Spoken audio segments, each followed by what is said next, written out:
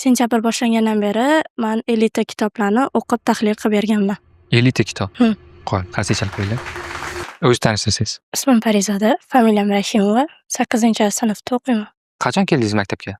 Shu yil kelganman sentabrda. Sentabrda? Zo'r. Hozirgacha qanaqa natijalarga erishdingiz maktabda? Bizada maktabda tarbiya o'qituvchisi shunaqa aytganlar, kitoblar o'qishimiz kerak. Sentabr boshlangandan beri man 50 ta kitoblarni o'qib tahlil qilib berganman. 50 ta kitob. Hm. Qo'y, qarsak chalib qo'yinglar. Kitob o'qib nimani tushundingiz? Kitob o'qiydigan bilan o'qimaydigan odamni dunyoqarashi ikki xil bo'ladi.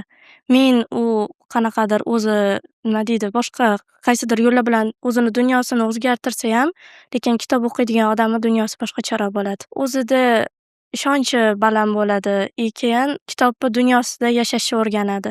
Kitobni dunyosida yashash boshqacha mazza qilib o'qiydi odam. Odatda qanaqa kitoblar o'qiysiz? Turk adabiyotiga qiziqaman. Hozir man o'qiganim o'zbek adabiyoti bo'yicha eng yoqqani Odam bo'lish qiyin. Odam bo'lish qiyin. Hm. Nimalar xulosa oldingiz shu kitobdan? Hamma ham o'qiy oladi, lekin uni o'zini xarakteri, o'zini insonlarga bo'lgan muomalasi o'qishidan, ilmidan ko'ra ustunroq. Zo'r. Rejalaringiz qanaqa bundan keyin? Tibbiyot yo'nalishida ketmoqchiman yoki-da agar yo'nalishim mana shu kitob o'qish yo'nalishida ketadigan bo'lsam, dinshunosligi ham qiziqaman hozir. Yillik maqsad qo'ydingizmi oldingizga? Hm. Qanaqa maqsadni qo'ydingiz? Sertifikat olmoqchiman. Ko'p yo'nalishlar bor-da hozir, oson bo'ladigan. Yoki-da milliy sertifikat tibbiyotdan oson bo'ladi, anaqa biologiya yo'nalishida. Ingliz tiliga ham qiziqaman. Topshirsam bo'ladiganlik bilimim. Ikkalasidan ham topshirib ko'raman. Qaysi yaxshi chiqsa o'sha olgan hisoblanaman deb. Zo'r. Sentabrda bu yoqqa keldingiz. Hozirgacha bu yoqdagi ustozlarni e'tirof qiladigan xislatlari qanaqa? O'qituvchilar o'quvchilarni eshitishadi-da. Ularni fikri ularga qiziq bo'ladi.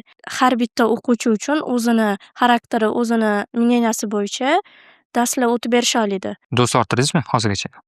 Bu yerda men kelishim bilan hamma bilan yaxshi bo'lib ketdim. Atmosferasini tasvirlab bering. Ustozlar yaxshi, mehribon, o'quvchilar bir-biri bilan yaxshi kelishadi.